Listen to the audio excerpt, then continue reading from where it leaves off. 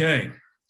Hello, Zoomcasters. It's Tuesday night, which means it's time for another USA Hockey Officiating Zoomcast episode. For those of you who don't know me, my name is BJ Ringrose, and I'm the manager of the Officiating Education Program at USA Hockey. Tonight's episode is episode 42. It's Tuesday, April 20th, and we are going to do another live You Make the Call session.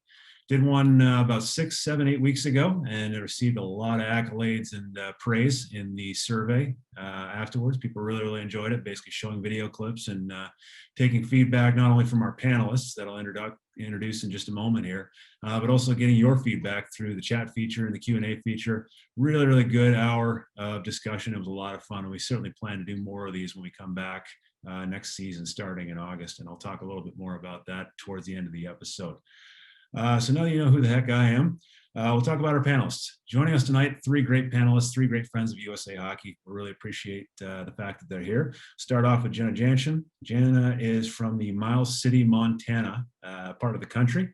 If you don't know where that is, you might not be alone in that fact. I had to look it up on a map, but she works a lot of events. She's been a great friend of USA Hockey. She's been a USA Hockey official for 15 plus years now, been through our summer camp programs, women's futures camps, as well as our women's elite officiating experience. And building off that springboard, it's turned into a pretty good career of working not only grassroots hockey in her area, but she also works Tier 3 junior hockey in her area, as well as she is an IIHF licensed referee. Hasn't quite worked her first event yet, got her license last year, and tragically COVID jerked that rug out from underneath her. So we hope to see her reassigned, hopefully in the 2022 schedule, and we'll get to see her send her off and go to her first event. We're excited to see how she does. She also serves on both the local and the national instructor staff too. We use her at a lot of national development events and education events. So she gives back routinely as a volunteer, grassroots volunteer. Also moving on from Jenna, we also have Ken Radolinski. Ken Radolinski comes from the Sugar Hill, Georgia area, the greater suburb of Atlanta, down in that area. USA Hockey official for 20 plus years. And he has progressed through the grassroots ranks and developed, and now he works at the ECHL level, as well as the American Hockey League level as a linesman. So serves at the very high levels of the game, but at the same time routinely gives back to grassroots and to USA Hockey, not only as a local and national instructor staff, but also serves as a summer camp director in the summertime at our summer development camps within USA Hockey. Look forward to having him back this summer to serve as one of our camp directors. And then lastly, Mr. Dennis Larue. Dennis comes from the Spokane, Washington area. Came up through the USA Hockey Grassroots program, came through actually all of our summer development camps back in the day, and used that path of development and progress to build a nice little career for himself, including 26 seasons in the National Hockey League as a referee, where he worked roughly about 1,250 games, which I believe is the most from any American-born referee in the National Hockey League. Also, he served as an IIHF referee as well, and is the only American official to work 4 Olympic Games, which is something that I don't think anyone has come even close to touching. So that's quite an achievement. So again, built himself a great, very well-established and highly celebrated career. And as if that wasn't punishing enough, since he's retired, he's actually started giving back locally, where he now serves as the president of the Spokane Youth Hockey Association. So now he actually gives back at the grassiest of grassroots level, as he serves as a director down there at the Youth Hockey Association. So everyone, welcome so much. Thank you guys for joining us here as panelists. We're really happy to have you here. And normally, for those of you who do these, we usually kick it off with a poll at this point. Just throw a poll out there, some quick questions to see where your heads are at as far as the participants, and get your feedback and stuff like that. But we're going to be doing enough polling as we roll through here and go through these clips. So we'll get right to it. So we'll start it off with the very first clip, and we will get to our Make the Call session.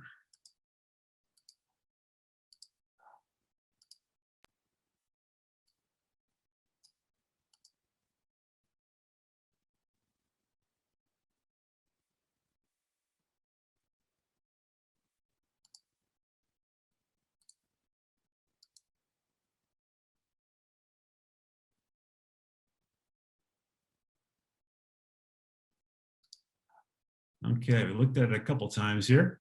So we'll launch our very first poll. You as the participants will Now take a look at the poll answers and make your call. And for those who may be watching on demand later on YouTube, basically with every single clip that we show here, we just give a series of penalty options, and the participants are asked to give what they would call in that situation that we presented. So in this case, the options are minor penalty for interference, double minor for roughing, minor plus misconduct for charging, or a major plus game misconduct for charging. And we'll give it another couple seconds here as most of the people are giving our feedback.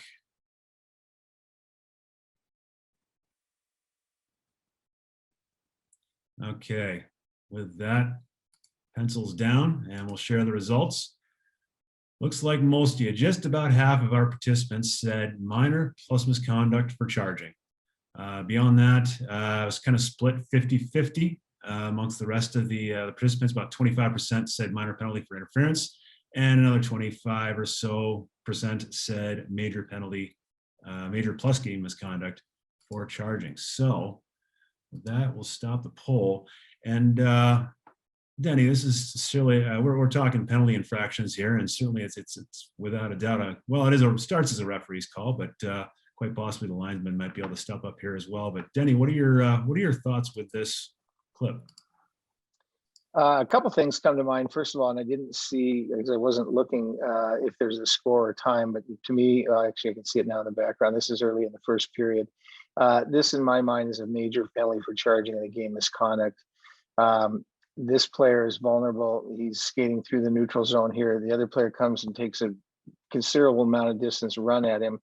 I believe the puck comes off of his stick before or just after. So he is eligible to be hit. I don't know that interference would be an appropriate call here. Well, it could be. But again, I think the fact that this player takes a run at him to try and keep a game under control, this penalty is, or excuse me, this play, in my mind, looking at it on video, is designed for one thing and then one thing only, and that's to punish the player. This isn't a hockey play in my mind. It's not about, separating the player from the puck. It's about separating the player from his senses. And those are two different things, particularly when you have an opportunity early in a game like this. It's not an easy thing to do by any means, and it's not going to be a popular thing to do, at least amongst half of the players or half of the people. But in my view, it sets up your entire game now for being controlled, in control. You've got a standard, and it gives you a perfect opportunity to go out and really have a good game for the last 50 minutes of this, if I'm looking at the clock correctly.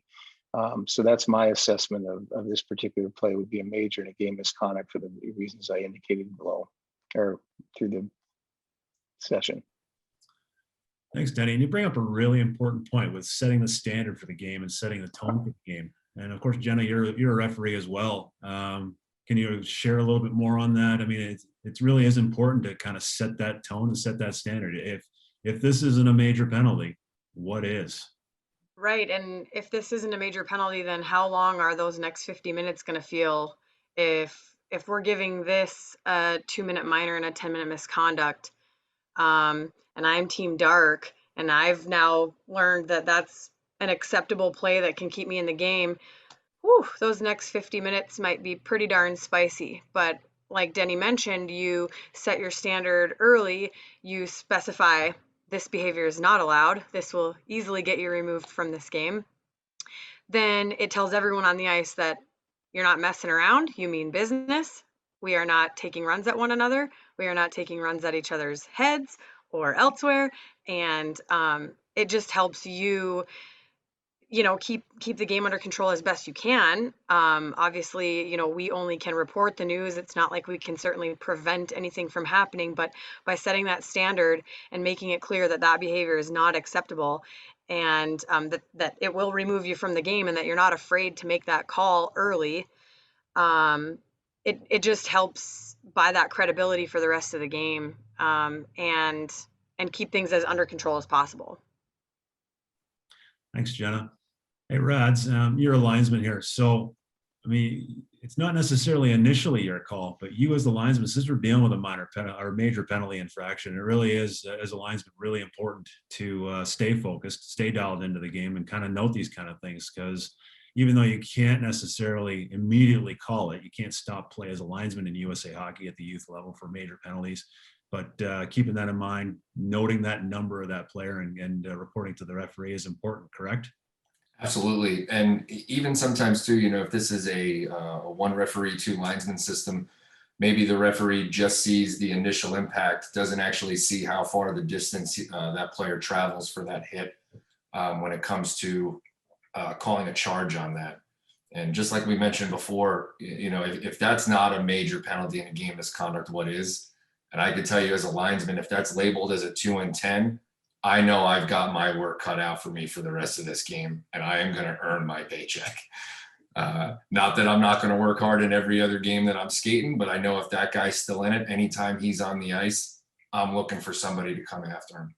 So this in my mind is a pretty easy cut and dry 5 in game, set the tone, set the standard, let everybody know that I'm out here and I'm going to protect everybody that's on the ice. We often I think, talk, BJ, there's one other point that I think is important to make, especially in regards to the awareness and being ready to make that call. This is relatively early in the game. It certainly doesn't seem like any shenanigans are happening before this play, right? And so as an official, referee or linesman, we have to be ready from the very opening drop for something like this to happen. There's really seemingly no reason for that play to have been made at that time in this 0-0 game in the first period, right? So these big, you know, injury potential plays can happen at any time. And, you know, we might start the game just thinking, oh, we're going to coast into it and everything's fine. But we have to be ready to make that call and to make the tough call right out the gate, you know, 10 minutes into the game. And just like Denny said too, it's clearly not a hockey play, and that's something to notice right away. And he's not trying to play the puck; he's clearly trying to separate the player from his own body. things I kind of note here. We had an episode with regards to altercations a couple episodes ago. And we talked about red flags and noting red flags in the game, those little things that kind of pique your radar when you're watching the game. And the thing that kind of jumps out at me with this one is when you watch the player execute the hit, it's these quick little bursty strides that he does right in the direction of the player. In other words, he's bursting, he's accelerating and accelerating through the hit. I think the panelists, kind of like myself, we've all worked enough games that good, clean body checks rarely start this way. It's usually more a good, clean body checks or kind of more of a moving in the same direction, coming in and using the shoulder and the body to pinch the player or to just essentially check the player off the puck. But something like this where you see 2 to 3 quick strides of acceleration directly at the player is usually a red flag that a blow up hit is coming. So talked about that one for a bit. Now we'll move on to our second one.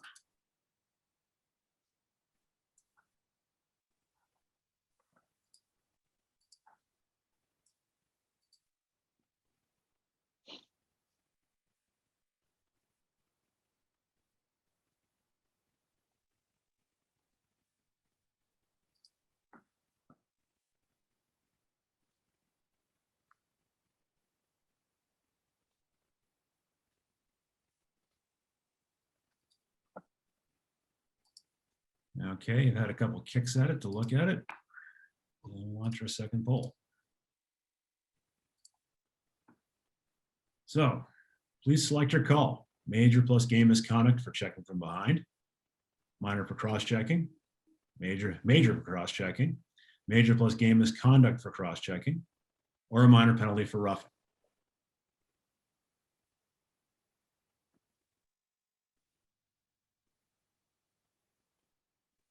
I'm seeing some good comments shared within the chat feature. A lot of you guys are pointing out that the blow-up hit, the elements of the blow-up hit in that last clip. But getting back to our poll in the second clip here with 31 of our 36 districts reporting in the poll. Overall, most of you, 3/4 of you said major plus game misconduct for checking from behind. And a few of you said major plus game misconduct for cross-checking. And there was a fringe minority out there that said minor penalty for cross-checking. So let's talk about this one. Jenna, what are your thoughts here? Well, I like that the majority of people have a 5 in a game for something, whether it be cross-checking or checking from behind. But as a referee, we always want to make sure we're as accurate as possible with our labeling. And so in this scenario, we are looking at a hit, whether it's cross-check or not, that is from behind. So the more accurate label here would be a checking from behind penalty. And absolutely, we see that head first contact right into the end boards. That should indicate right away that we're looking at a 5-minute major and a game misconduct for checking from behind. Again, we talk about if this isn't a major penalty, then what is? Clearly, we have a player who's down and is affected by this play after having been pushed directly headfirst into the end boards there. This just has to be more than a minor penalty.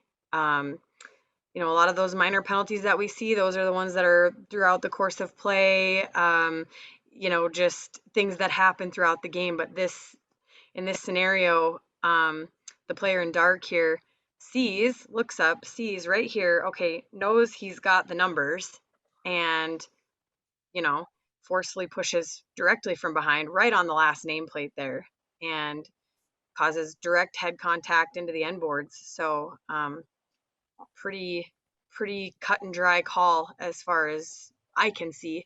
I do want to point out one kind of other element here that the referee is working with, and I'd like to give him some kudos because he has a handful of other players right around him. He's getting kind of hung up in the play a little bit, and as we know, that sometimes can bring our attention down and focused on to getting out of the way.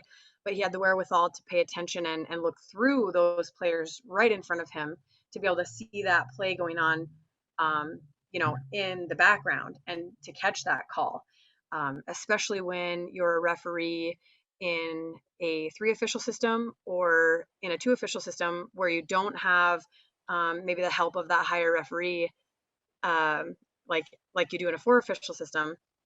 That's a tough call to make when you've got a bunch of players right in front of you. So I think it's important to note that he had great awareness to be able to catch that play. Thanks, Jenna. Mhm. Danny, anything to add here? Yeah, just a couple things. Great analysis, Jenna, first of all. And just to kind of build on Jenna's point briefly, 2 things here. Number one, if you're watching this play, particularly in replay, you watch 19, he actually loads up his legs. He kind of springs into him. He just really drives him into the boards. So that's an indication, again, as your referee in the game, if you see this type of thing, you can recognize. But the bigger and most important point is the one that Jenna made, and that is this should properly be labeled as checking from behind or boarding, but checking from behind in this instance. Cross-checking, the problem with calling this cross-checking is that, again, now I looked at the clock again, there's 8 minutes to go in the 3rd period. And you need to be aware of these things as you're officiating, not to use the clock, you know, as for anything other than just a tool. But with 8 minutes to go in the game, if you've had other cross-checking penalties, they may look worse than this one does, or they may not even been called. So to call this, because this doesn't look like a terrible cross-check. This is a terrible result of a check from behind. The cross-checking component here, again, if you see a battle out in front and you had to call a 2-minute cross-checking penalty, it may have been way more emphatic from a cross-checking perspective than this particular cross-check. However, this is a check into the boards from behind, and it's a dangerous play. So properly labeling this is really the biggest piece of this thing, and Jenna correctly identifies that early in her assessment. But that's why that is so important here, because it doesn't give anybody a chance to ask you about the cross-check you called earlier or the cross-check you missed earlier. You're probably not going to have missed one of these earlier, is my guess. Thanks, Danny. All really, really good points. Another distinction too is just where the contact is made. There is cross-checking where you can cross-check a player from the side or a player's right along the boards, and basically you use your 2 hands on your stick and deliver that contact to the player, and that's cross-checking. Versus something like this where the player is directly behind the opponent and then just cranks them from behind into the boards. So this is checking from behind. It's contact from behind. And as we progress with the rule change process, you're going to see a lot more clarification coming into the playing rules starting next season in 2021-22 that clarifies a lot of this, the subtle distinctions between, elbowing versus head contact, cross-checking versus something like this, checking from behind or boarding or something along those lines. Before we move on to the next clip, one thing I quickly wanted to point out is that all these clips that we're talking about is we're covering USA Hockey youth rules here. So I don't think I have any NHL clips in the mix here, so we won't worry about NHL or NHL rules or junior rules in USA Hockey or college rules. This is all USA Hockey youth rules. Before we move on, Ken, is there anything you wanted to add? I actually, it's perfect that Alex in the chat actually just put what I was about to comment on, that if this particular play does happen in open ice, there's a chance that we just have a 2-10 here. One of the main reasons why in USA Hockey this is labeled as a 5 in a game minimum is because it's head first from behind directly into the boards. So if you're into the boards or the goal frame and the check is from behind, that's a minimum automatic 5 in game. So this is one of those scenarios though, where if that does happen in open ice and you felt that the severity wasn't as bad, and obviously there isn't head contact then into the boards or goal frame, we may just have the 2-10 from behind on this play. Because of where it happens on the ice and the head contact with the boards, your minimum call has to be a 5 in a game. Thanks, Rads. Another really great point. And just to clarify, once somebody asked about the chat submissions are only seen by the panelists. That's basically just security restrictions. We can't give free chat and free reign on chat where people can post anything they want to the general participants. So we're looking out just for everyone's general well-being as far as comments that people might possibly make within this. So moving on, we'll move on to our third clip.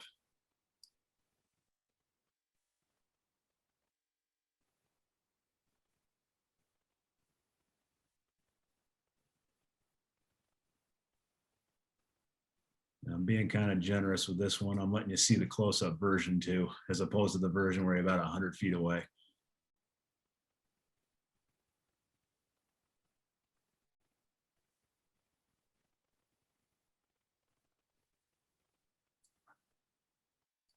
Okay, after 2 looks, we'll launch our next poll.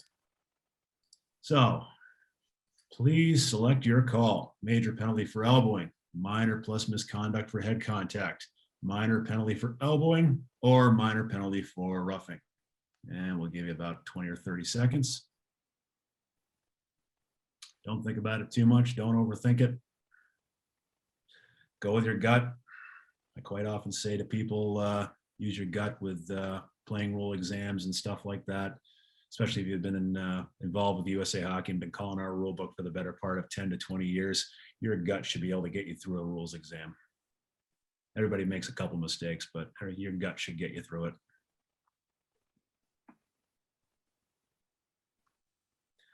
Okay, with 31 out of 36 responding, we'll look at our results here. Most of you overall, just under 50% said minor plus misconduct for head contact. And it was kind of split evenly amongst the rest. Major penalty for elbowing, minor penalty for elbowing. So stop the share there and we'll discuss this.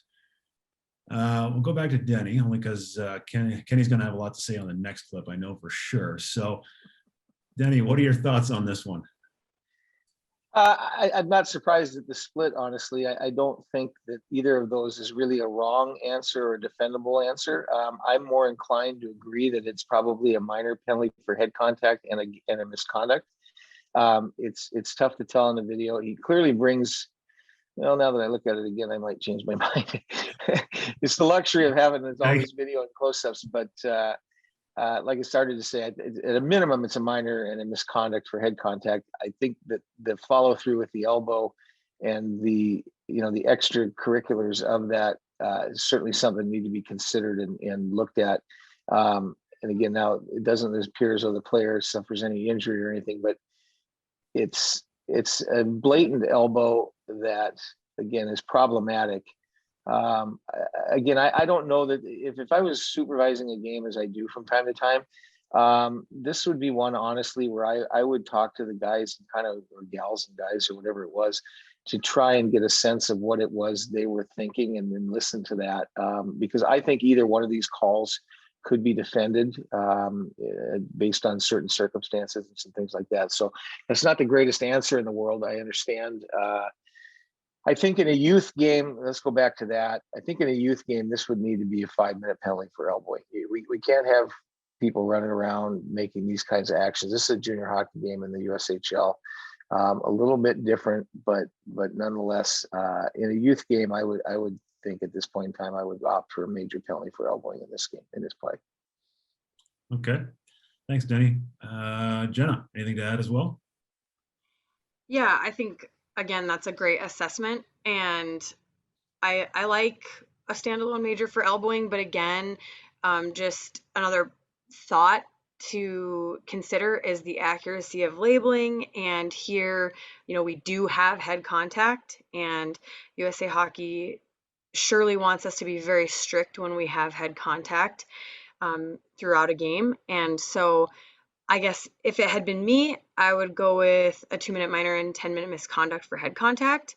Certainly the action is an elbow, but because he makes contact to the head and the head goes into the glass, that'd be where I would head. But again, like Danny mentioned, it's one where you've got a lot going on, and you can kind of, depending on the view from the ice, you can justify, a couple of different directions there. So I don't disagree with anything he said, but I might go 2 and a 10 there for head contact. So it's okay to disagree with me because I'm not always right. And like I said, once, again, part of my problem here, and not to make excuses, I just don't do a lot of kids hockey. Unfortunately, I should do more. But I agree with Jenna. I think 2 and a 10 here for head contact is the proper and correct labeling that we're looking for in the USA Hockey games. And so that I think she's absolutely correct about that. And I should have stuck with my gut, like BJ said, because that was the first thing I said. And then I changed my thought to elbowing. So anyway. But I think that's a really important point, though, Denny, that you bring up, is that, a lot of these clips that we're viewing, we are viewing higher levels of hockey, but we today are talking about USA youth rules. And so, we're looking at these plays through a couple of different lenses, right?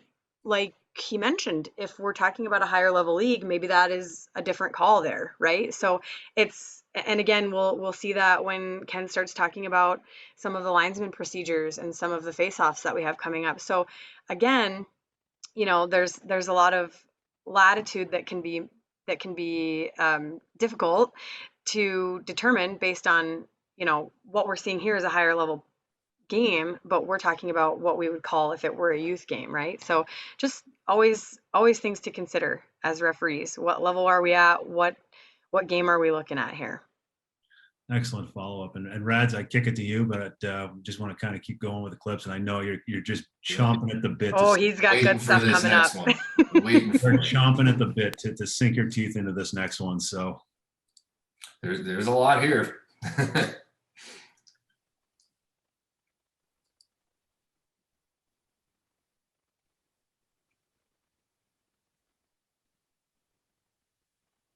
Let it all roll through first. Yep. And I'll just kind of get ahead of this a little bit. We are watching IIHF competitions. So with this one at the IIHF level, they actually do the squat and present the puck and all that. So you guys can hold on to your comments regarding he's presenting the puck. We'll just tidy up that little bit of housekeeping. And also the other thing I'll also note is the IIHF playing rules with face-off violations. You don't actually eject the center. The USHL also follows the same playing rule where if there's a face-off violation, the linesman simply blows his whistle and it's a team warning. And then any violation is immediately a minor penalty. So you don't eject the center. The rationale being there at the IIHF level, as well as the USHL level, they want to keep their centers in the face-off. So they adhere to a very strict standard, but they want to keep their centers in the face-off. So it's simply a team warning. And that's why that linesman is waving that player back. So as we watched that numerous times while I kind of rambled on along playing rules and stuff like that, we'll go over to the polling. So, oops, wrong one. There we go. Launching the poll. Please select all of the comments. So it's a multiple choice. Select all the comments that apply. And like I said, ignore the presentation of the puck. The options to reply with are the team white center is not square, team blue center is not square, front wingers are encroaching, rear wingers are encroaching, and there's probably at least a half a dozen other things that are going on in that situation that I'm sure Rads is going to talk about, and then Jenna and Denny will jump on as well. But feel free to check all that apply. So.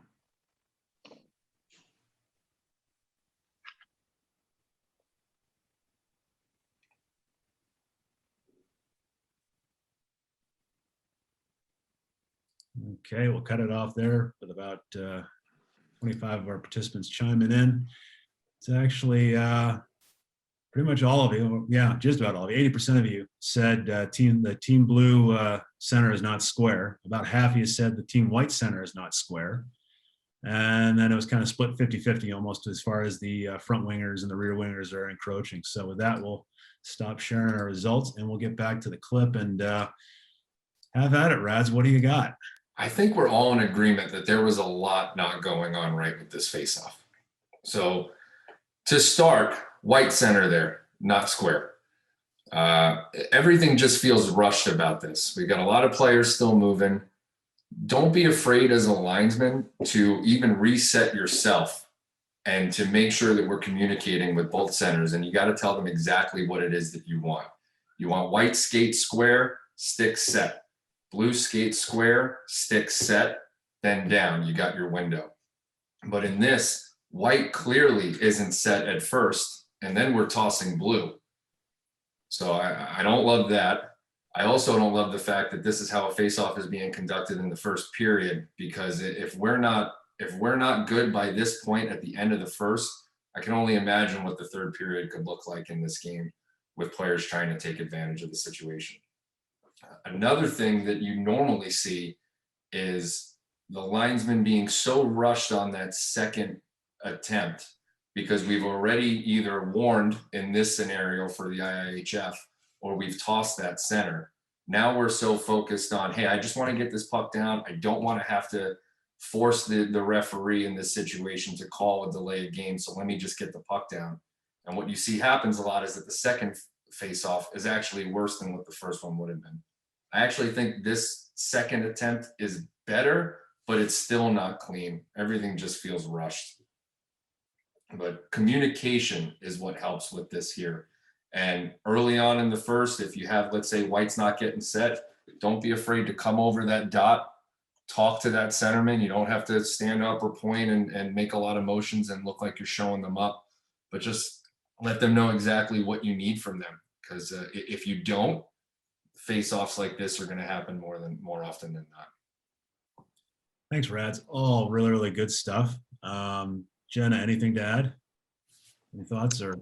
Yeah, just one.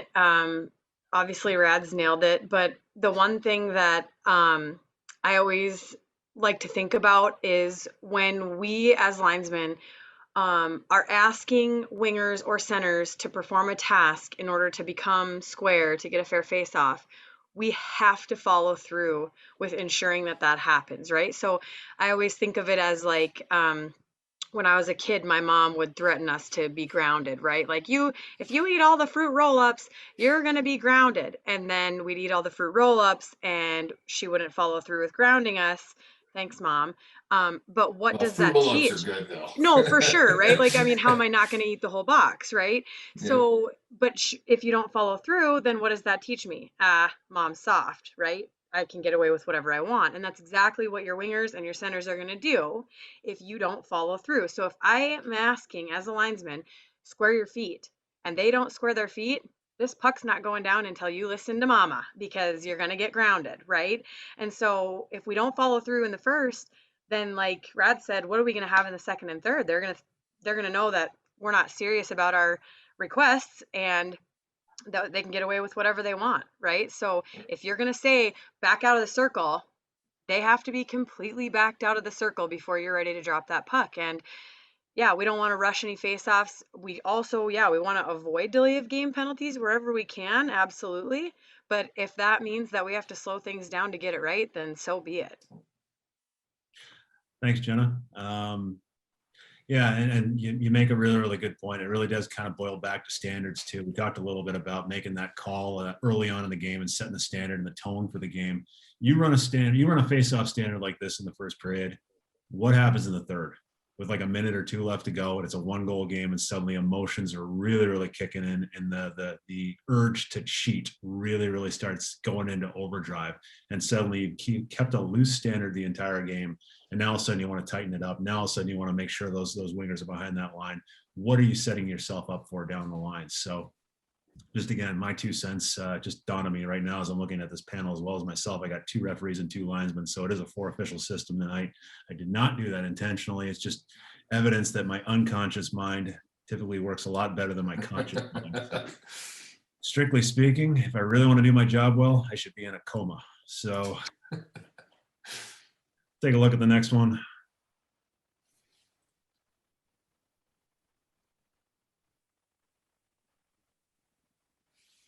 And I'll take a look at it one more time. We're going to go through this one pretty quickly. There's no poll or anything like that. A little bit of compare and contrast here. Like I said, no poll. Rads, what do you got here? So I got a great face-off here, and you can see we're halfway through the first period. What I can gauge from this is the linesmen were probably communicating very early on and told the players exactly what they needed. You can see white comes in square, wingers are outside, both the wingers behind the linesman and the wingers in front. White skates are square, white gets set, orange skates are square, orange gets set, and you've got your perfect window, boom, get it down. You know, and it used to be where linesmen, it was, let's go fast and fair, fast and fair. And the biggest job the linesman had was really making sure that we broke up the fights. Well, now the biggest job the linesmen really have is conducting that face-off. It's one of the most important things that they can do out there on the ice. And this face-off to me is perfect. Thanks, Rads. We'll move on to the next one.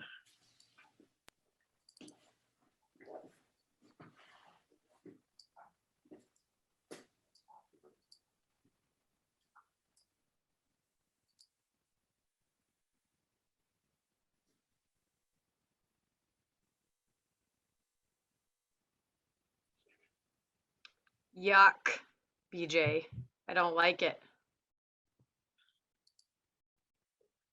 Yuck is a word to describe it. Although I think you might be tainting our poll results with your comments, but Well, so be it. I don't like it. It makes my tummy hurt. you're tainting the jury pool. All right, we'll launch the poll. I'm going to use that one. I don't know if I've ever made a call and said that makes my tummy hurt, but I'm going to use that one, Jenna. By all means, the poll is launched, so go ahead and submit your response. And Ken, feel free to tell the coach that when you go to the bench to explain your call. You justify. Coach, I didn't like it. My tummy hurts. It made my tummy like ache, it. so Yeah. I'm taking that one every My time. tummy aches a lot on that. I would on imagine that they day. probably wouldn't have a great response. I mean, it's probably an effective conversation. Depending on the coach, you might really like it. So Right? but that's a little game management maybe there, and knowing your audience. Okay, wrapping up the poll on that one. Out of the options, match penalty looks like about a 30 you said match penalty there. Fringe minority, just 2 of you said minor plus misconduct for head contact, whereas a little over half and the overwhelming majority said major plus game misconduct for head contact. And you can see those polls results there. We'll start this off with Denny. Denny, what do you have here? Well, this is a match penalty. I'm sorry. This is a deliberate attempt to injure a player. Again, it falls under the 5 in game category easily, but the fact that he's jumping into him and just raises up to make contact with his head, this is a clear attempt to injure a player. There's no intention of playing hockey on this play. It's either designed to intimidate or to injure or to do, I'm not exactly sure what. But when there's this much energy expended and this egregious an action, that's got to be a match penalty in my mind. Again, especially when we revert, I would call this a match in this game. I would call this a match penalty in any game, frankly. But especially when we're looking at youth hockey or USA, youth rules, this is a deliberate and egregious attempt to injure a player. and it needs to be dealt with as such in my mind. Great, thanks, Denny. Jenna, anything to add in besides yuck? Nope. I think that's pretty clear cut, and all of the elements that Denny mentioned are there. And not only was it an attempt to injure the player, it looks to be a successful attempt to injure the player. And to me, this is a play that you have forfeited your right to play this game for a while until we can discuss what needs to be done with this behavior. This is disgusting. And you know, the difference, I see people selecting 5-minute major in a game misconduct. I just don't think that's severe enough for what we just saw. I'm just going to interrupt for half a second too. The two elements here that I think are important to look at. Number one is this a bigger player, 3 elements now. Bigger player, there's nothing wrong with that. There's always going to be bigger and smaller players. That's fine. But 2 things happen. Number one, he hits him in the head with his elbow, which is the part that's no good, but he's also doing it while he's leaving the ice, jumping, you know, a good, at least a foot in the air. So there's 2 contributing elements to this play that just tell you that there's nothing about this that is designed to play hockey, not to mention the fact the puck is long gone. There's a third element, but those 2 elements of jumping up that high and elbowing the player directly in the head are both things that are designed to injure an opponent or injure a player. And that's why this elevates to a match penalty, in my view, very quickly and very easily. You always kind of have to ask yourself, what's the spirit and intent of the contact? What is the player trying to do there? I don't think anyone on this panel will say that's a hockey play. No attempt to play the puck, no attempt to make a legitimate play for the puck or engage in the game. Just simply basically lifts himself up. Proper body contact, proper body checking as taught by USA Hockey in our coaching education program. You don't leave your feet. You don't jump into players. We don't jump into players. So just those types of elements just build into this being a match penalty, because there's really no other reason to for what he's doing here other than to try to injure the opponent. So. Hey, again, real quick, I know we're going to move here, but I just looked at one of the chat participants, a really good point. There's basically 3 elements here, three penalties in the same play. One of them is charging, which should be a major for charging. And the second one is elbowing, which should be a major for elbowing. And the third one is head contact, should be a major for head contact. So really, these are 3 major penalties all wrapped into one play. Really good observation by one of the panelists, Mike. But yeah, that elevates to match penalty right there. Thanks, Denny. All right, we'll move on to the next one. This one's interesting.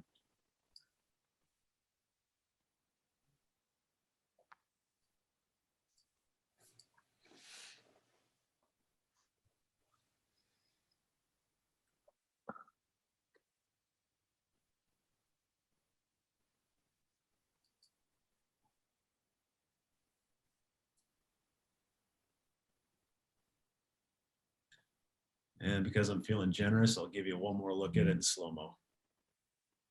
This one happens so fast that, man, I don't know, you almost need the slow-mo. Okay, we'll launch the poll. And I apologize for not answering and posting an answer option in this poll as to whether this play makes your tummy hurt or not. But answer choices, please select all that apply. So is this a goal or no goal? Is it a penalty shot, minor penalty for hooking, or no penalty? So multiple choices, you pick what your calls here ultimately, goal or no goal, and which penalty you would assess with regards to the infraction if one exists. So I'll give you another 10 or 15 seconds here to submit your answers.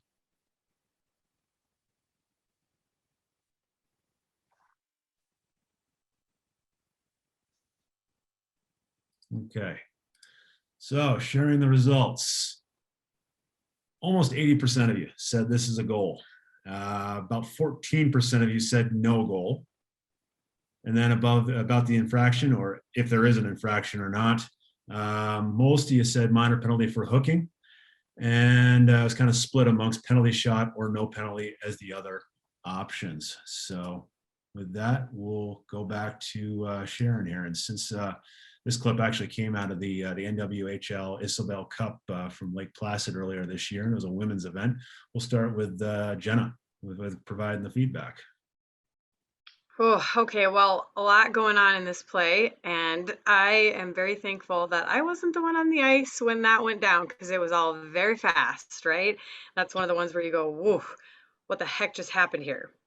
Okay, so first we can see that the puck is left kind of open there in the crease. And what we can see upon slow-mo review is that it's propelled into the net by the skate of the player. And since we in USA Hockey Youth, we can't propel the puck into the goal with our skate legally, we've got a no goal situation on our hands. So then the other determinations that we need to make are, do we have any penalties, if any? And if so, do we have any penalty shot criteria? So as we can see, there is a stick lift here. It is difficult to tell whether or not it could constitute a legitimate hooking penalty. It seems to me like it's a stick lift that just gets up a little bit high based on the rate of speed with which these players are coming in. So I have a no goal, no penalty. Could you argue a hooking penalty? Maybe, sure. I'd be curious to see what Denny has to say about this one in particular. But that's my assessment, and we'll see what everyone else thinks. This one's kind of a crazy play. Denny, anything to jump in here with? With due respect to my friend Jenna, I think what you have to look at here, and again, this I'm hesitant to talk about things of this nature because I'm not sure everyone on the panel, and I don't mean that, I mean, excuse me, everybody on the Zoom, but this is a play where the black team is clearly going to score a goal somehow. There's no goaler in the net. The puck is free in the crease, and unless they swat the puck away, or unless they do something, defensively to get that puck out of there, this team is going to score this goal. So I recognize in USA Hockey we can't have a goal off a skate. I would look perhaps to call this a tripping penalty. One of those two players skates, contacts the other player's skate and kicks it right there. You can see that, and kicks it out from underneath, not intentionally. I get that. But I think at the end of the day, everybody fair-mindedly would assess that something other than no goal, no penalty has to come out of this play. And that's what we talk about, using your toolbox when you're an official. Again, I hope this isn't inappropriate comment with respect to this discussion, but I just think that that's what you have to look at, is the big picture on this, and say somehow the black team has to have something good to come out of this for them, and no goal, no penalty is not going to be good. So that's my evaluation, and it may be completely inaccurate, frankly, and I'm going to say that right up front. Rads, anything else? I mean, clearly a very tough play. I mean, this is one of those where I think you're hoping you're working a league where we have some video review and we can get a second look at it and see these slow-mos like we are here. Obviously, a lot of the games that we may be working, and a lot of people watching this, they might not have the luxury of a video review. So this is where you really got to rely on your teammates here. I know I've been in these situations before as a linesman, and the referee sees one thing or maybe isn't sure what they saw. Maybe you might be there to help out in a play like this. It's really tough though, because I don't have a hook there, and then on that play it looks like a stick lift, but I think you can make an argument for contact with the attacking player, and that the contact is what actually drove the puck into the net. And I'm always one where I like taking the path of least resistance, and I do think I side with Denny on this one too, where I'm like, I feel that without the contact from White, that puck's going in the net. That was my gut when I first saw the video. And again, that's one of those two that we talked about earlier with, go with your gut. And I think this would definitely be one of those situations where, with how you saw it live, is going to play a big role in determining your call on this, even if you did have the chance of video replay. Because I think you can make the argument for both. I think there's a really important point that Rad's just made. And if I'm that referee on that goal line and this super fast, crazy play happens, I think we need to, first of all, note that the referee here doesn't make any immediate signal one way or another. So she hasn't backed herself into a corner that she has to then eventually back herself out of, right? She was calm and patient. And that's where, as I'm that goal line referee, I'm going to say, Denny, what do you got here, pal? Rads, help me out. What do you got? And I'm going to pray to God that they have something to say other than squirrel. And, you know, they can provide me with a couple other pieces of information to piece together as a team the best possible outcome of the play, right? And we are a team. It's super important in critical elements like this one, where do we have a goal? Do we have a no goal? Do we have a penalty shot? Do we have a penalty at all? That we come together as a team to really work through and make sure we get that right call, because maybe I had no goal, no penalty, but Denny says, no, there has to be something. And there's a point to be made there, right? So those types of plays, we have to get together, we have to communicate, and you know, we don't want to stop the flow of the game and have it be a long 5-minute discussion, but that level of communication amongst our partners is critical, especially on plays like this where it's so fast and it's all at once and there's 11 things going on. So, you know, and even Rads as a linesman, right? That's another critical element. You know, sometimes people get too relaxed into being a linesman and I'm just focused on my 5 or 6 things and I'm not worried about anything else. Well, your referees need you in critical moments like that. You've got to be a referee out there just as much as the referee. It's like, even though you're not out there making the same call the ref is, you've got to have your finger on the pulse of that game too and know what's going on and be looking in areas that maybe the referee isn't to be there to help out. Because I might be a linesman. I've reffed enough games to know what it's like to be the only guy out there and to know, hey, I've only got 2 eyes looking in one area. There's a lot of other stuff going on sometimes somewhere else. And we are all a team out there. And it's all of our jobs to get those calls right. So in a situation like this, especially with, you know, a lot of the viewers watching this not having the luxury of a video review, that's where we really need to be a team and come together and just say, guys, we just need to get this right. So then that's all I care about, is I want to get this call right. So what do we have out here on the ice? Thanks, guys. All really, really, really good. That was the toughest one we've looked at by far, by the way. Yes.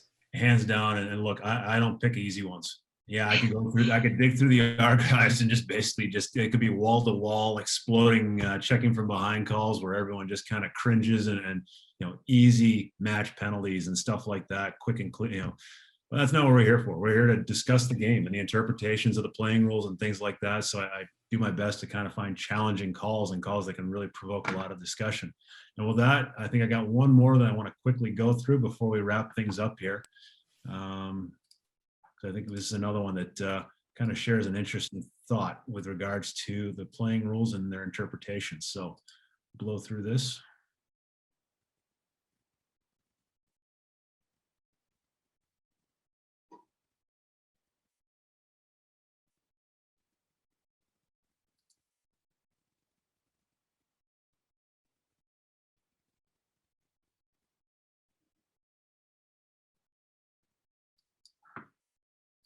Okay, launch the poll really quick. We're going to go through this one, as I said, very quickly, only because I do have a hard cap. I got to finish under an hour.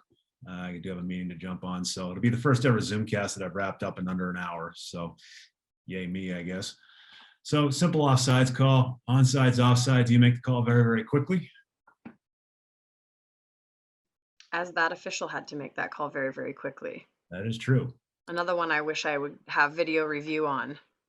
Wrap up the play here. 3/4 of you said offsides and 1/4 of you said onsides. And since we have our resident linesman here, we'll kick it over to him to share his thoughts. Rads, what do you have? So as soon as the player that's in the attacking zone, the player that's actually causing this to be a delayed offside, as soon as his skate is off the ice and he's on the bench right there, he's considered changed for. He's no longer in the attacking zone. and this play is onside. It's a really tough call. I mean, the linesman's in a good position here. But it's something that's got to be quick, and that's the one area there where you got to be looking for, because you can see that player's tired. He's already going for the change when the puck's clearly in the middle of the neutral zone. Just a really quick play, and it's one he's in a good position for. Sometimes we could be moving too much too, as a linesman, and we can get our field of vision, and our head can be bobbing up and down sometimes too much. There are times where you're going to have to battle and fight for that position to get that sight line down the blue line to make the call. And maybe that's what happened here, but the player does get a skate off in time, and 15 blue in the center of the ice there, and the rest of his teammates are all in the neutral zone. So this would be a arm down, keep playing.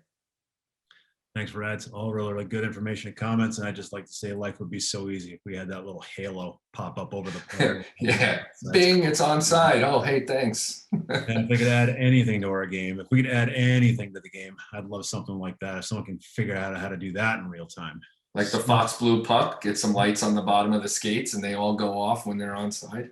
Completely agree. The skate blades change color. The skates themselves change color when they're off the ice, but you guys are over here living in 3021. Let's just take it down a tick, boys. That's going to make my tummy tummy a little ahead hurt. of ourselves That's here. going to make my tummy hurt. Seeing all that out there. Yeah, for sure.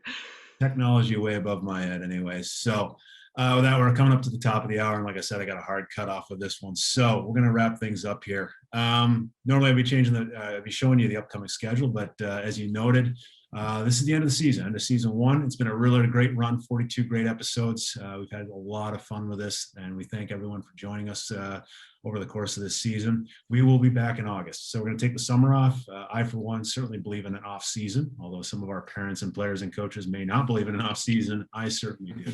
I take 2 months off, and we really look forward to coming back. Don't forget social media channels out there on Twitter and Instagram. Go ahead and find us at USAH Officiating or USA Hockey Officiating on Instagram. Follow us for updates and reminders and stuff like that. We got a survey reminder coming from Survey Monkey. Feel free to fill that out and give us your feedback and comments. We're always interested in what you think. And also that one question asked you about upcoming topics. We got 3 months to kind of figure out what our upcoming schedule is going to be. Feel free to put any comments in there with regards to what you'd like to see us do. If you're a participant for the first time, welcome. We want to see you again sometime in 3 months. If you're a diehard loyalist, one of our cult followers who've been following us week in and week out, thank you so much for following us. I speak on behalf of Matt Leaf and Scott Zelkin, the other two hosts. We've really enjoyed doing this over the course of the season. We look forward to coming back with some more episodes for you guys. So thank you for your dedication. And speaking of thank you for your dedication, thank you to our panelists as well, Ken Radolinski, Jenna Janshen, and Dennis Larue. I've really looked forward to working with all of you. I've been looking forward to this episode for the last couple of weeks, and I think it's been a really good, entertaining, and educational experience. And we look forward to doing another one. And we certainly look forward to having all three of you on another panel sometime in the future. And thank you so much for what you do with and giving your time up as volunteers to USA Hockey. So with that, I'll wrap things up. On behalf of USA Hockey and the Officiating Program, I am BJ Ringrose, saying thank you for your dedication to USA Hockey.